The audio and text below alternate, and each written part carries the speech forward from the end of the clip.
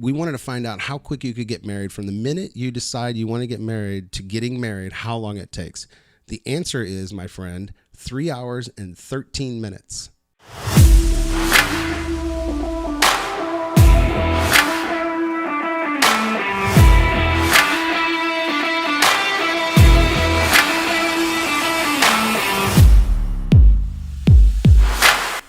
What's up, guys? Welcome to another Underground STL interview. We bring you a street-level view of the greater St. Louis area, taking you deep into the people that make St. Louis great. I'm your host, Sam Catanzaro, and on this episode, I am joined by, you ready for this? An entrepreneur, businessman, one of the owners of Diamond Music Hall and TAC Entertainment, Bourbon Lover, and a staple within the St. Louis music scene, Mr. Topher Bayless. How are you, Topher? I'm awesome. Did you like that? Great to be here, man. Great intro. I never heard something so badass in my life. I wrote that this morning. I got up. I'm like, sleeping my eyes, sand, and I was like, all right, I got to write Topher's interview intro here. So yeah, man, it went pretty good. Yeah, that's great. All right, so let's get right into it, man. You've always dreamed. We've talked before. You've always dreamed of owning your own music venue, and now you do. Diamond Music Hall out in St. Peter's. How has that been going for you?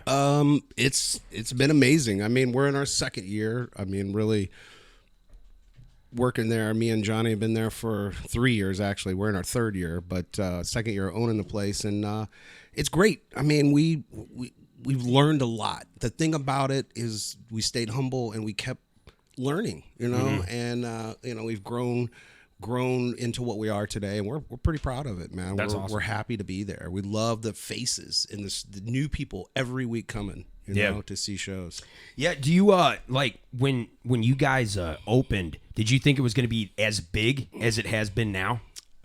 I think we knew it could be. Mm-hmm. We just didn't know how it was going to be. Gotcha. Like how to get there, right? Like how are we going to do it? And you guys have been friends for years. You guys have been connected to the music industry for years. Yeah, and we've known each other since we were in high school. So, we go way back, and we both bring an element to the business that's unique, and we call it lightning in a bottle, and we kind of like it that way.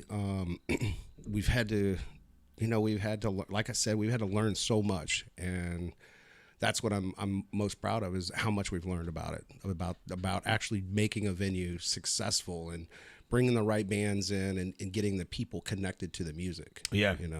Yeah. One of the ways that you and I were connected, through Diamond and everything like that, was because we both promote the local music scene. Right. And I mean, why is it important for local venues like Diamond, and all the other ones around St. Louis to promote local music like that? Okay, so here's the thing. Okay. I mean, I'm really going to speak candidly about this local music scene. Yeah.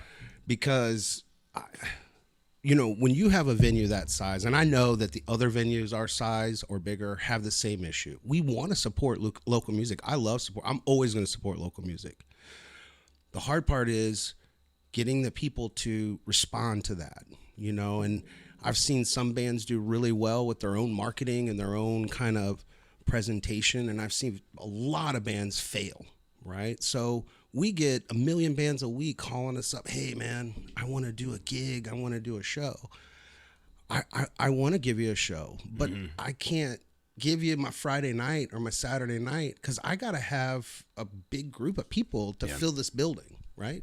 So we tried a lot of different stuff over the last year. We took bands, we put 4 or 5 on in a night, and sadly, some of those shows, there was 35 people that showed up, 35.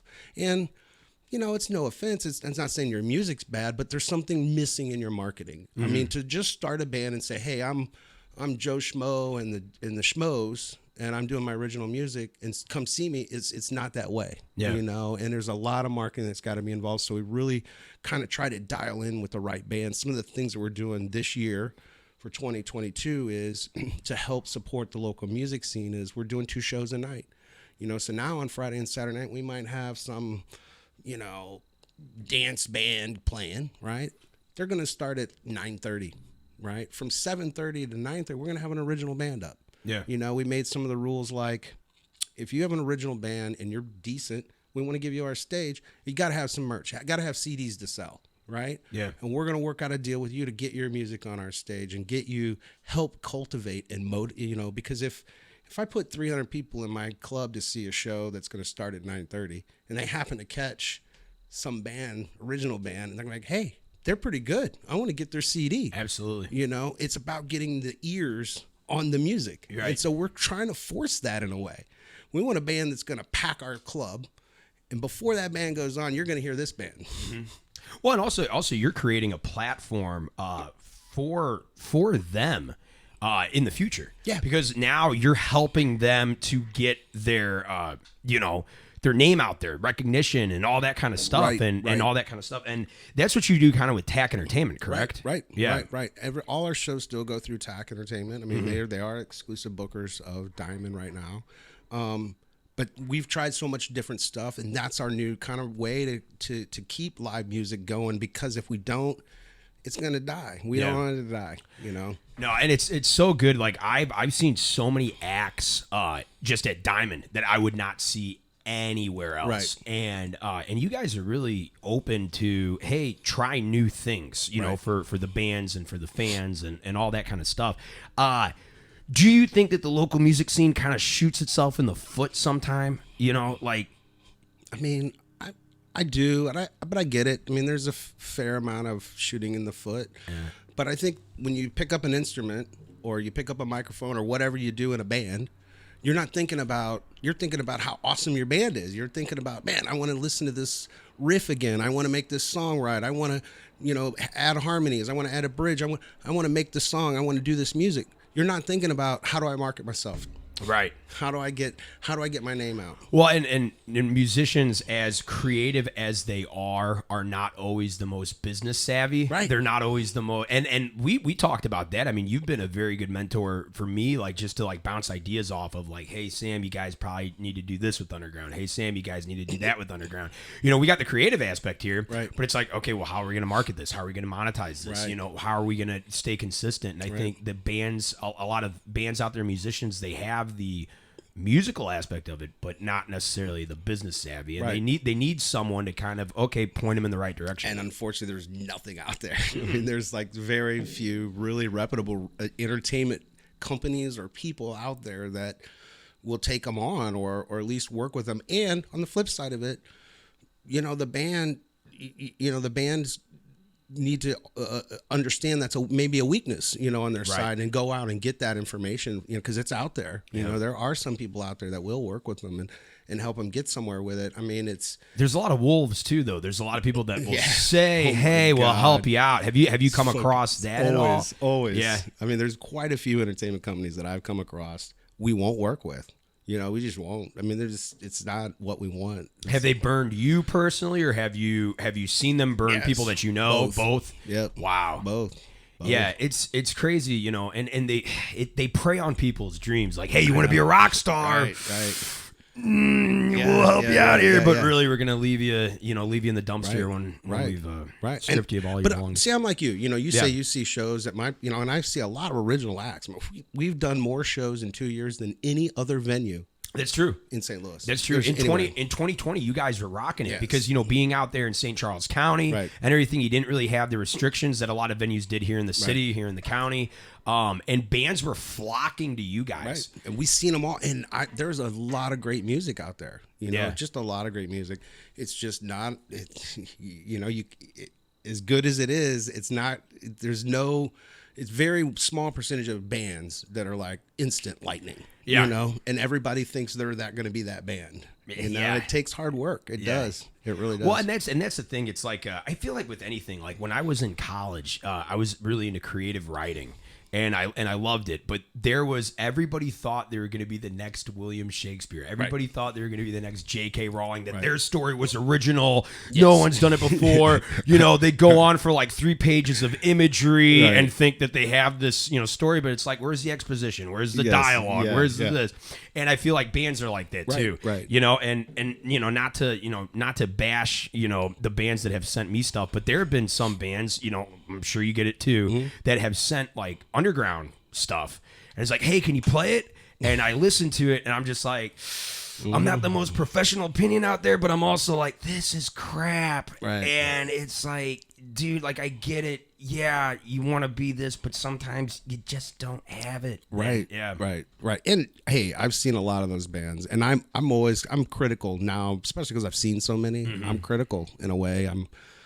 I'll say that's not working. Yeah. You know, I mean, because it's not. I've seen so many people, especially on social media, the singer is subpar, and they'll post something, a video. This is me singing it, whatever, and it's subpar. I mean, you're hearing it. You hear it. But everybody's coming. Oh my God, your voice is so awesome. Oh my God, you're the best. And they're really pumping this, and there's nothing to pump. And I think that's a problem too. We want to be so politically correct all the time. We got a million rock stars everywhere because everybody's afraid to be like, nah, bro. Yeah. You're not cutting it. And this is when American Idol first came out, and I was a kid. In the first season, like, everybody loved to hate Simon, but it's like, now I look back at it, it's like, no, Simon was being honest. And you had Paula Abdul. They're like, just be you, honey. Just do it. Just say, yeah, I'm myself. And it's like, no, Simon goes, I'll be honest with you. You can't sing. That's my worst British accent. But it's like, yeah, and you need somebody like that. Right. Like, once in a while, it's like, hey, look, talent's talent, and you just don't have it, man. Well, and there's also a difference between being able to sing and being able to be good enough to be on a national stage. I mean, it's not about singing necessarily to have a big contract and get a big show. Yeah. There's a whole package to that. There's a rock star element to it. Yeah. Some people might be great singers, but you see them and you'll never be that. You're just not going to make it. I can see that. And and it's my own opinion most of the time, but it kind of gets dialed in after you've seen so many shows and bands and heard them all, Yeah.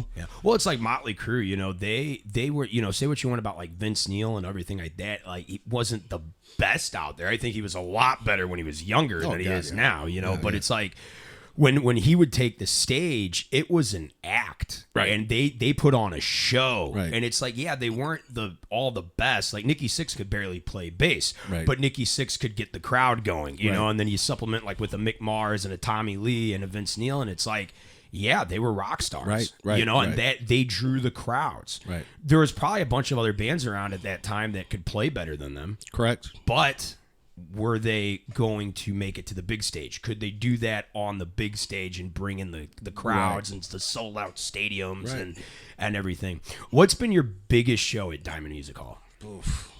Biggest as far as like numbers, biggest as far as like, hey, this is like how we know like we're here to stay.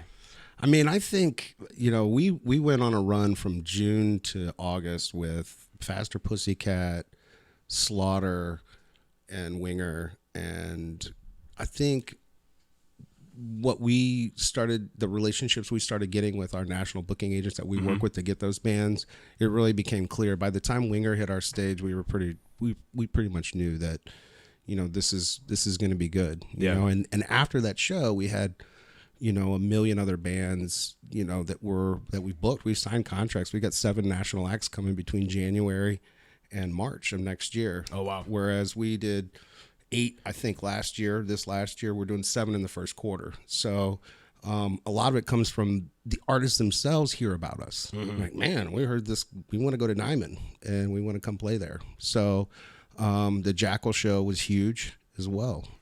Jesse and those guys, we do bourbon with them too. Yeah. So you love your bourbon. You love your bourbon. So we pretty much over the last couple of months it's really been that way. And we started doing some other marketing stuff and really putting some money into marketing, working with Keishi a lot now. And we've noticed that the faces are new.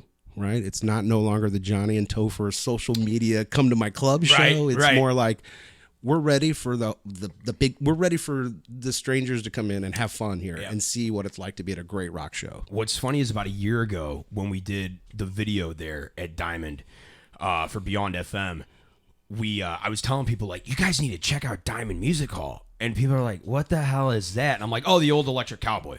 And then they're like, yeah. And now, like, about a year later, I tell people, have you heard of Diamond Music Hall? They're like, I was just there last weekend. So it is starting to pick up. And I think a lot of it too is, I think you guys got lucky twice was because it's like you guys were open when other venues weren't during the pandemic. Right. And then other venues open, but only for a short window. And now a lot of the venues here in St. Louis are requiring vaccine cards, right? Vaccination, proof of vaccination status, or a negative test. Right. You guys haven't been doing that at all. We just don't have a stance on it. We never did. Why? Yeah. I mean, we just don't. I mean, look. I mean, I'm vaccinated. I got my shots. We made it. We went through this pandemic. My whole staff did. We all did. Right. Went through this like everybody, and I'm gonna follow the law, but I don't have a opinion either way. At the same time, you're not going to make your business to make a political statement. What am I going to do? Right. What am I going to do? Right. I mean, Sam, you show up to my club and I'm like, hey, you got your vaccine card? You're not coming in.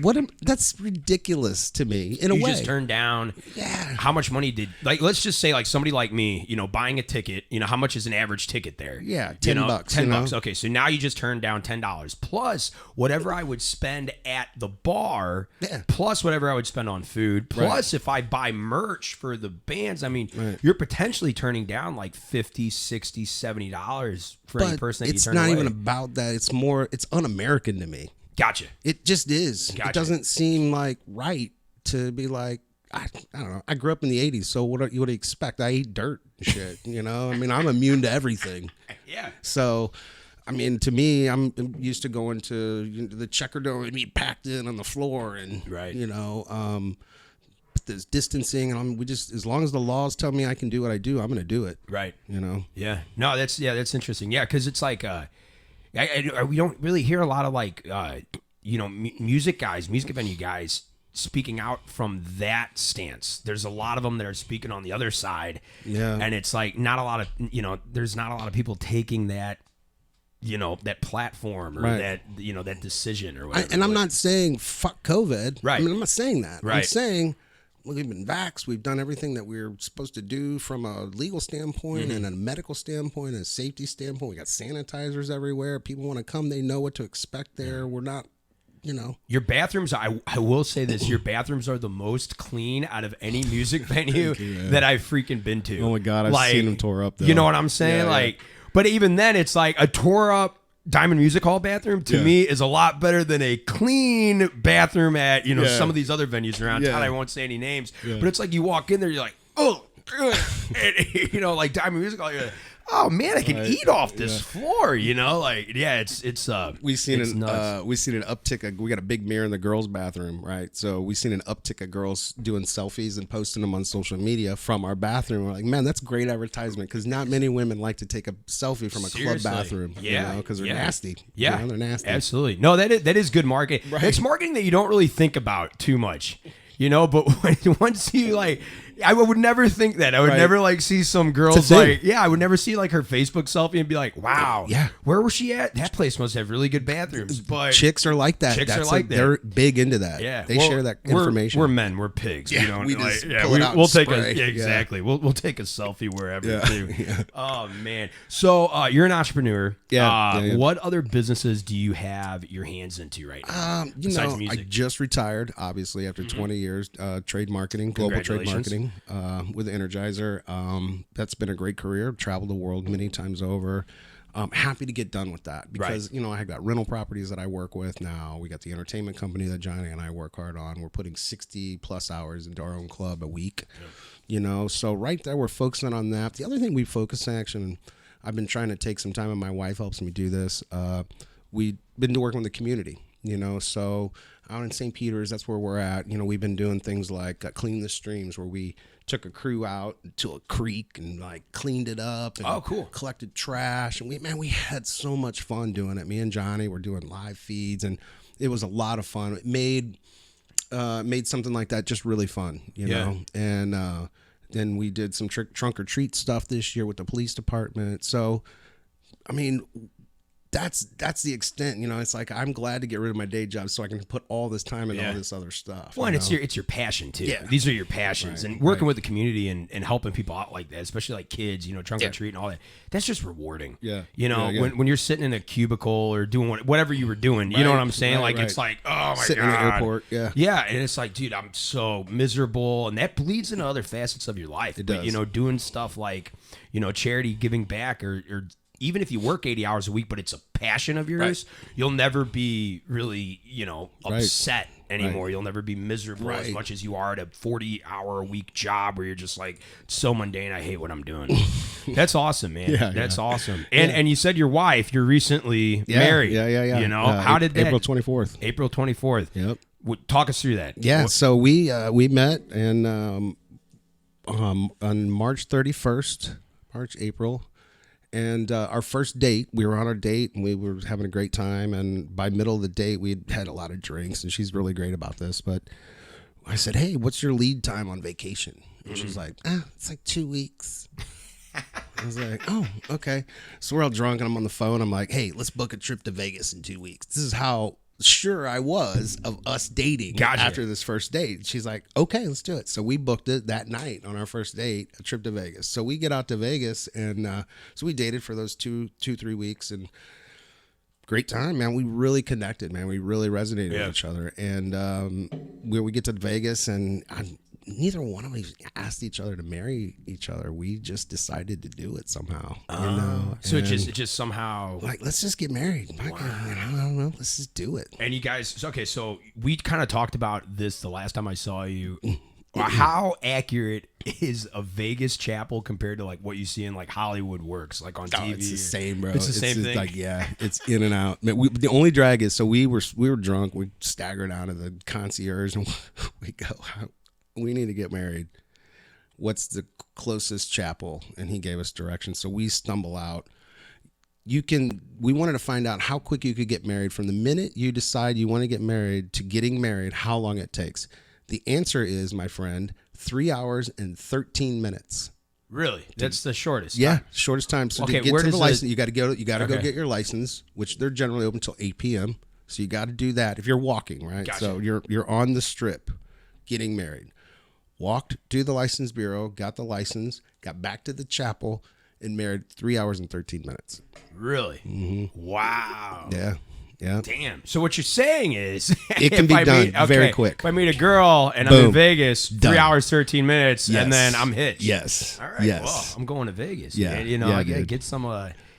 So we come back, and it's really been awkward at times, but it's been refreshing. I mean, I'm used to living on my own, and she is too. You guys seem like the same person, because I met her when Brooke, DJ Phoenix, said, hey, let's all get a picture together. Yeah. And it just like she called me over, and like where I ended up in the photo, I was like spooning your wife, but I was trying like so hard to not get close, and they're like, get in, and she turns around and she goes, oh, hi. I go, hi, I'm Sam, and she goes, oh, I'm Tony, and like we start going on. I was like, congratulations. She goes, cool. Who are you again? And I was like, Topher. Tell her who, but that was she seems very laid back and loves what you do, and no issues. I mean, that's the thing, man. I notoriously find girls with a lot of issues, and she's gotten on. She's very adult, and I like that. It makes my life easier, really. Well, and sometimes like that, when they have the issues, they're not comfortable with themselves. And then that, some women, they try and project it on you, right, and all that type of stuff, But that's for our self-help podcast coming up later. We'll get on that one. All right, stick around, guys. We're going to be talking more with Topher about him being a former cult member, really diving into his personal life. But for now, here's a local band we both love. We featured their music plenty of times on the show, and they performed numerous times at Diamond Music Hall. This is their latest music video. Ladies and gentlemen, The 45. Come on! I have no idea what's wrong. Of course. Oh, yeah, So we're here? Just fucking died. Just died. Well, let's check it out.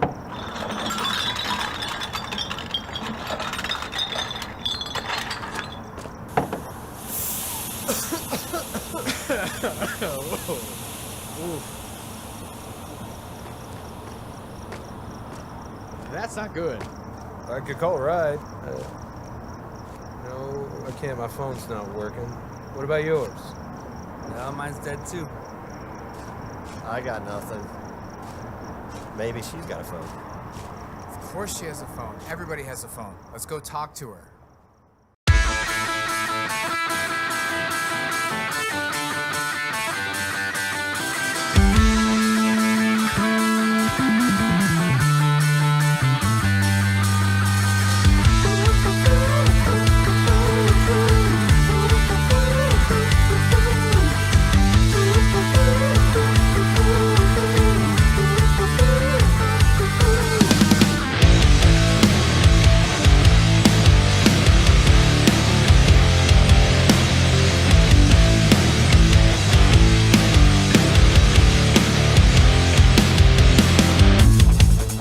A tragedy awaits.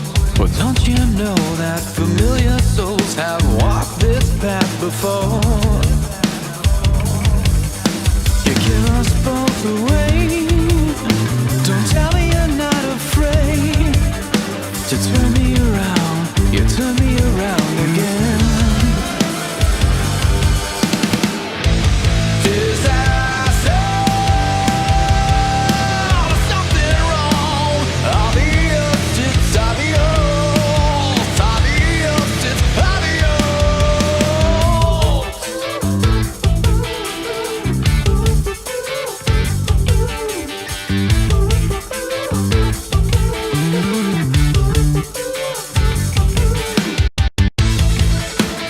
Now we'll seal our fate.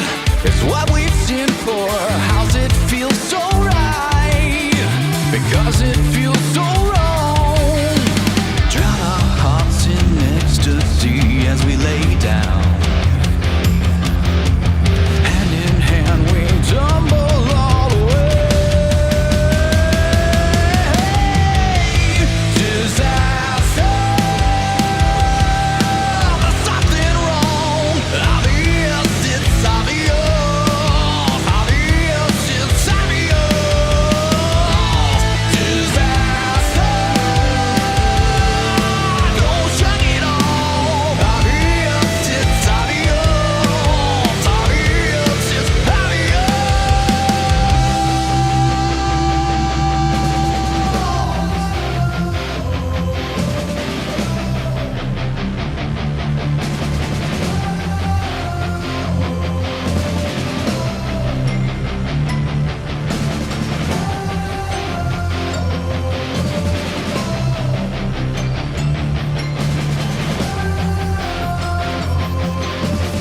Come along and fall with me as we lay down. Tumble as the dark becomes a day. Drown our hearts in ecstasy as we lay down. Hand in hand we tumble all the way. Disaster,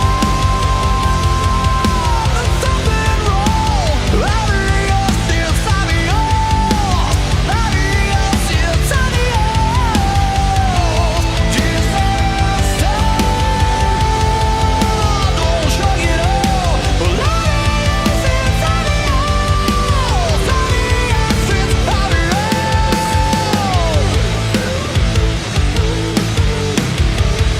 Disaster,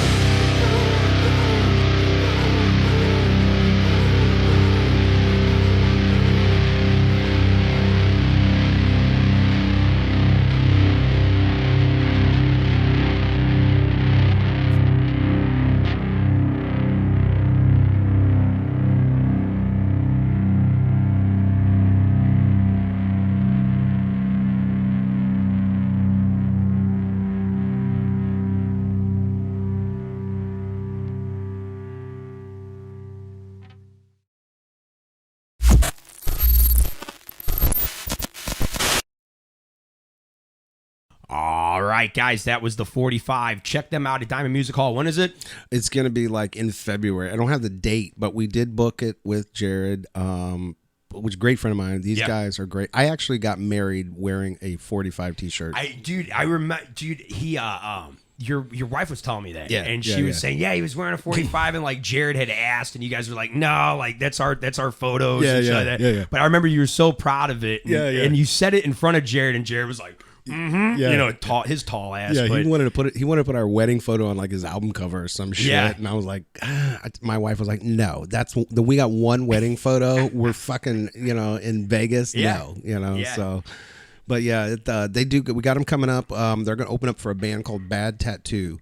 So kind of goes back to that 2-show thing that we're talking about, trying to get that original music out there and getting them heard from other, so. Now, Bad Tattoo, are they local? Yeah, it's a local band. A friend of ours, Towns Van Zant, I think, just started this band. Any relation to little Stevie Van Zandt from fucking Sopranos, Bruce Springsteen band? No. Oh, man. So, okay.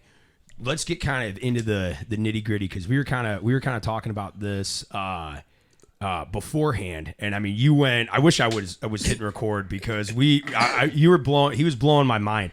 So Topher, you were involved in a cult. Yeah. Okay, what cult? It was called it was Enthusiastic Sobriety Cult. Okay. Yeah, and it was called Crossroads. It's actually local. It's still running today. Really? Yeah. And where does it like run in, like St. Charles area, St. Louis? It's all over the metro area. Oh wow. Yeah, and it's geared towards teenagers, So Gotcha. I got involved when I was a kid. I was a fucking mess when I was a kid, right? Yeah. So my parents were, pot dealers and shit. So of course I smoked pot as a kid. Well, back in the 80s, they had this huge run on like sending kids to treatment centers, like, hey, you're going to go 30 days sober, you're going to go to this Weldon Springs hospital. And, as a kid, you're like, what the fuck? What the fuck is this shit? So along comes this Enthusiastic Sobriety program. I got involved with it at 14. I spent 12 years with this program, right? Sucked my whole family in. I ended up working for them, became a director of their operations in Houston and Atlanta, running their outpatient in Atlanta.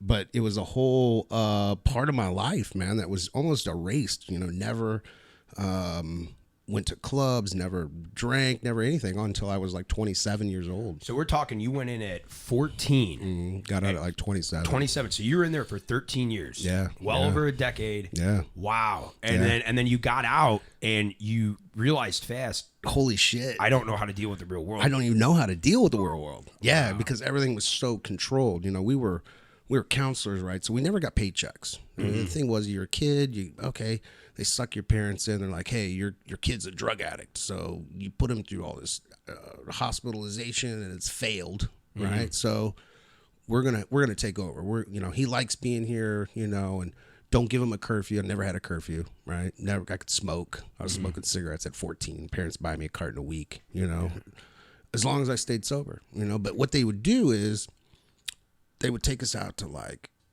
1 a.m, a group of us, we'd go to Zombie Road, right? Running around Zombie Road in the woods and shit. We just talked about that on our show. Yeah, absolutely. Yeah, go to Equidome. Yeah. Right? Equidome, fucking, staying out late, up all night and shit. But we were always, if you try to deal with anybody on the outside, like other kids outside of this group, you were outcast. Like, hey, you can't deal with these people. Like you're outside the group. They controlled all of your contacts, all of your relationships, everything. Wow. Yeah. And at the time, was a part of you thinking this is wrong? No. You were completely in. Kind of felt like you were gaming the system, in a way. You're like, oh yeah, I get no curfew. Insider track. Yeah. You got something. Yeah, wow. Yeah. And then later, I kind of got, they always picked like your most charismatic folks, and they would raise them up through this cult, through the system. Right? And next thing you know, now you're working for them, right? Now you're a counselor for them. They send you, get some training in Texas, and you become a counselor. You really get the inside scoop of it all. And as a counselor, what are you doing? Is your job to recruit members? Yes. Is your job to go to families and convince them that this outpatient program is good for their child? Correct. Oh wow. Yeah.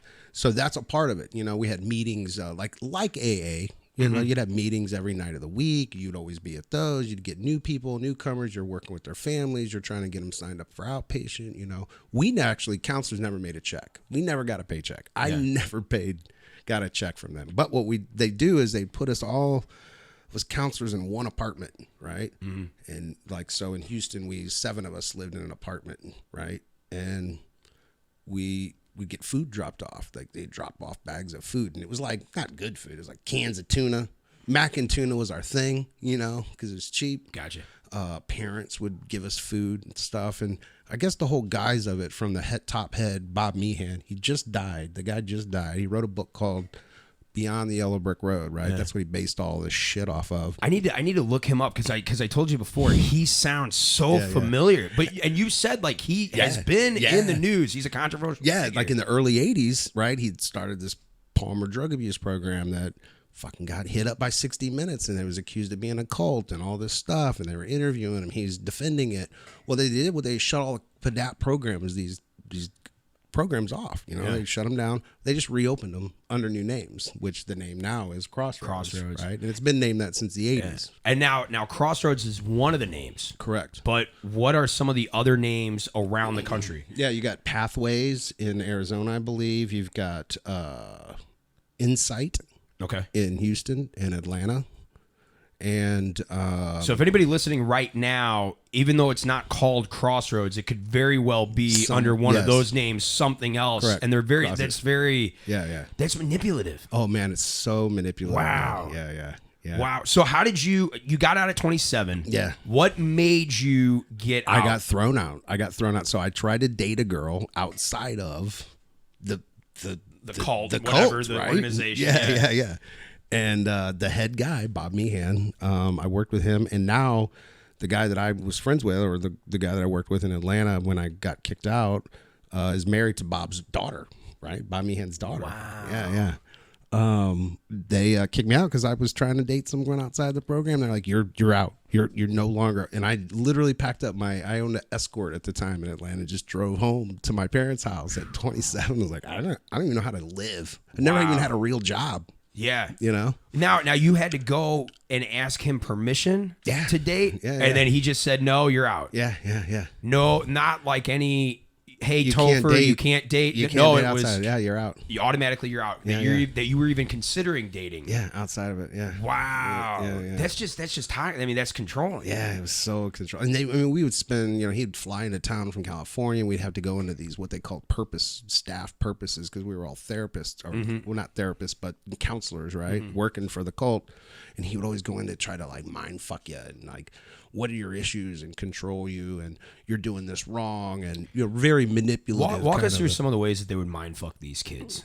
You went through sleep deprivation is huge. Gotcha. Right. So we called it wedging back in the day, right? It just So sounds evil. Yeah, it Let's does, wedge. right? Let's these. wedge, bro. Oh man. So you'd go to Denny's, you drink coffee all night. How many days can you stay up, without sleep, right? Taking them to meetings and hanging out, equidomes, whatever. And did they do this as like almost like how like kids are with their competitions and this and that? Did they kind of like disguise it as, hey, this is a competition? Yeah. Let's see who can stay up the longest. Right, but right. really they're just mind fucking you and brainwashing you the whole time. Yeah. And Wow. and what they would cut like, it's okay to break the law, but as long as you're not doing it on drugs. That's kind of the thing. We would steal like lawn jockeys and, go stealing ornaments from yards. I seem to remember that in shit, the Constitution of the United States. Yeah. You can do this. You don't have to obey the First Amendment as long as you're not on drugs. Some laws you don't have. You can just, trespass is legal if you're not on drugs. Wow. And I mean, like, so people are starting to wake up to it, and you really started to wake up to it. Yeah. You got out at 27. At what age were you like? Did you have that realization, that epiphany? Oh shit! I was in a cult. Real quick. I mean, what's the time frame? If you could, I mean, I ballpark would say. it. I mean, it took me 2 years to actually get out of my house, kind of. Okay. Maybe a year and a half to Gotcha. actually get out of my house. But I pretty much knew instantly that I was involved with something very mind controlling at the time. Which, honestly, knowing me now, people are like, how could you ever be sucked into that? My best friend Brian Nichols, he's like, I told you, because I tried to take him. I tried to recruit him back when we were teenagers, We're best friends now. And he's like, I told you back then, get the fuck out of there. Wow. So. Well, no, I mean, you said you weren't allowed at bars, you weren't allowed at clubs, but I'm like, that's the only side of Topher that I know is, music clubs and bourbon and all this kind of crap. But it's like, holy shit. Yeah. So other people started to wake up, right? Yeah. I So mean, there's a huge movement like on Facebook, social media. It's called Enthusiastic Sobriety, and the cult, enthusiastic sobriety abuse is one of the things. So anybody out there that's involved in this shit, or parents hearing it, man, look it up. Do your own information. Call me. I'll tell you exactly what I went through. I mean, I can't say that it's all bitter, but It's definitely not right. It's definitely not the way you want your children to be and what you want to be involved. It's very damaging. You know. But they come at it like they're the saviors. Yeah. They come at you with smiles saying, "Hey, we're going to save your kids," and you think you're taking the lesser of two evils, when really you're just sending them down another rabbit hole. So when they walk in, you know, the counselors, quote unquote, they all got long hair, you know, and they're cool looking, they're younger, so they look like, you know, drug addicts, dirtbags. So the kids naturally, but they're not. Yeah. So the kids naturally gravitate towards that, right? Look at this they recognize, they relate to them. Yeah. And then the parents are like, oh, but he's sober and he's a counselor, so he's great. So it becomes this like big fake thing, you know. Like I was telling you, they only put the what do you call it, charismatic people in the front, you know, recruiting. Yeah. You know, is the front face. So, and I mean, and you're a pretty charismatic guy. I mean, just like throughout this whole podcast, you know, people could see how they would want to use someone like you to draw others in. Right. Wow. Yeah, I mean, it's crazy. So Crossroads, and it's here. I mean, were you responsible for it being here? No. But actually, I think one of the girls that still works there, she was actually my outpatient patient. Oh, okay. That's running it now. So it was one of my outpatient people from back in the 90s, I would say. Have you tried to reach out to some of these people to say, hey, look, I was kind of, you know, red pilled, you know, matrix wise, and say, hey, look, and what kind of responses do you get? It can be hit or miss. So for a while, the documentary came out. It's called The Group. Right. So if you look at The Group and put Crossroads in Google, you'll find it. Where is it at? Is it It's on YouTube. YouTube. Okay. Yep. Gotcha. It's about a 2-hour long thing. One of my outpatient people from back in the 90s did it. He's a documentary filmmaker, lives in Korea now. He put it out. I'm in it. You know, young me. Gotcha. Right. But it does paint the picture of what I'm trying to describe. As far as it being a cult, it has a lot of interviews with a lot of the old staff and stuff like that. So it's very informative. So I always tell people, go look at that. And, you know, I've ran into parents my age now. Yeah. Like I run into parents who have kids who are having problems, right? And they're like, hey, I put my kid in Crossroads, and I never really say anything because I'm like, oh God, I don't even want to breach it, but you know, fuck. Yeah. You know, I bet a part of you is just screaming inside to say, no, don't do it. Don't do it. Do you ever have like PTSD from it? Do you ever have moments where you're like, where all of a sudden something will trigger you, something will remind you, like seeing a child that whose parent just says, I put him in Crossroads, anything like that? Yeah, I mean, I think I live PTSD every day, only in the fact that I'm the last person anybody will control. You know, like I'm so like my own thing, and it's me and my wife even talk about it, where I'm like I'm so no one's going to tell me what to do kind of thing, and I've been that way since then. And with all my endeavors and business and everything, you know, even my personal life. Yeah. And so me and my wife talk about it. She's like, well, you're just so, independent. And I really am because of that, you know? Yeah. So, I mean, so cults, you know what I'm saying? Like, I mean, culture, you know, the root word is cult, you know, it's a set of beliefs and this and that, blah, blah, blah. But I think when we talk cult, we think of that, the negative context with it, where as far as like the brainwashing and the control. Yeah. How common are they today in that sense? I think that people, when they think of cult, I think they think of like Jim Jonesy type shit, right? But it's much more subtle now, you know, because we're smarter people. We've evolved as humans. It's much more subtle, which makes a program like Crossroads more dangerous. Gotcha. Right? Because it's harder to recognize those cult characteristics. Yeah. Right? Charismatic leader, set of rules, you know, and the ideology. Anybody outside of here is shitbags, you know, where they're all fucked up. Right? They're fucked up. Even you as a casual drinker, you're fucked up. Really? You know, like there's no such thing. There's a lot of other ways I'm fucked up. Yeah. We won't get into those right now. Yeah, me too. But that is crazy. I mean, did you sacrifice relationships with your family, with your parents? Yeah, I would say so. Yeah. What about like somebody like Johnny? You guys have known each other for kids. Yeah, that was all out. Really? Never communicate with anybody. Wow. And now you guys are like, it's almost like you guys haven't lost a step. Right. Like you guys are like reliving that childhood again. That is just crazy. What's your message to somebody out there that maybe is having problems like drinking, drug abuse, something along those lines, and they might be looking at an organization, something to kind of get them out of this. Yeah. Whether it's like a program or an institute, whatever. What would your message be to them?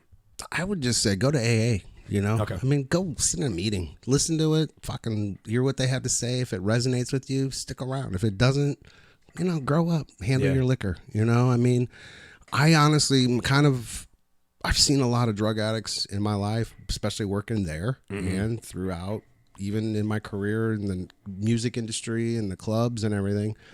And I think people go through periods of life where they are a drug addict or an alcoholic. But they don't always have to be. I'm going through something, so I'm drinking like a fucking sailor right now. Right. And I think being able to recognize and having that insight is very useful. But if you can't get it, go to AA, man. Go to something that's proven, that's not a cult, that you can walk in and walk out.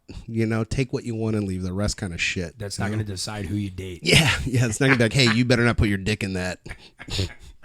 Oh, man. So if you would have never left Crossroads, you never really would have become a bourbon guy. Right. Talk to us about bourbon. Man, so, me and Brian Nichols have been hitting bourbon now for almost 12, 15 years. And I've been collecting bourbon. I got probably one of the largest collections, private collections. Yeah. Is it like a hobby? Is it a lifestyle? Is it both? It's both. Okay. It's both. Gotcha. The hardest thing I tell people, though, I do drink bourbon. That's what I drink. I'm even at the club. But every once in a while, I'm like, I want a vodka and tonic. It got to a point where I couldn't even go to a bar and be like, hey, can I get a vodka and tonic? Because they would look at me like I was an idiot, right? And I would be like, well, shit, I better not order vodka and tonic. I'm known as bourbon. I better just keep drinking this bourbon, But I do drink a lot of bourbon. And I think the key to it is I've drank so much different bourbon. I can taste, I can always taste the difference. A lot of people, they don't taste the difference. No, I taste bourbon. Yeah, when I, you know what I'm saying? Because I'm not a bourbon guy. It's Right. like, oh shit, that's Right. strong. Right. But you built up such a tolerance to it, Right. and Right. an immunity or whatever you're used to it. Yeah. Whereas like you're like, oh, that's it's almost like a wine tasting. For Yeah, you then, yeah, like, it right? is, and I am a bourbon sommelier. I've been sent to, I picked out the barrel for Hendrick's Barbecue back in, I think it's 2014. I picked their barrel out. They sent me to Kentucky to Four Roses to get their barrel, so I did that, and then Prosino went down and picked out Prosino's barrel for them a couple years ago, about 4 years ago. And the thing is a lot of these places, they're like, well, we could send anybody down there, but they're just going to taste like bourbon. Yeah. We want someone who's going to maybe have a palate for it. Gotcha. So it's been great. I mean, I love collecting. So in my bar, the beauty is, I get all the allocated bourbons. I've been on this thing for a while, so I get the Blantons and I get the Eagle Rares and I get all the good bourbons that people want, and because I drink them too, know. So well, I was up there. The last time I was up there, I went up to the Stairway to Heaven bar in the back, and so there was a bunch of bourbon and this and that, and one of the guys, he's bartending and stuff like that, and I order and he's getting my drinks, and I go, oh, I take it Topher loves his bourbon, huh? Well, already knowing that you do, and he looks at me, he gives me this look like, yeah. You didn't know that? And I was like, it's a joke, but no, that's that's great. One of the cool things is, we keep all the allocated bourbons at the Heaven Bar, and so I'm working with Outlaw Bourbon, which is James Dupree's bourbon, right? So we've been talking. He's a cool guy. Yeah, we're trying to come up with a really awesome marketing strategy. My dream is, and I don't know if it's a reality, but I've called him up. I'm going to meet with him next week about it. I want to get a whole barrel of bourbon, the entire barrel, and I just want it sitting on my counter with a tap at the bottom. So we can tap the bourbon straight out of the barrel at the club. Oh, wow. So when you come up, you get the char and shit in it. And I'm assuming that it tastes better that way. Oh, it's going to be barrel proof Jesse James bourbon. Wow. Straight out of the barrel. No blend and mix. Where are you going to put it in there?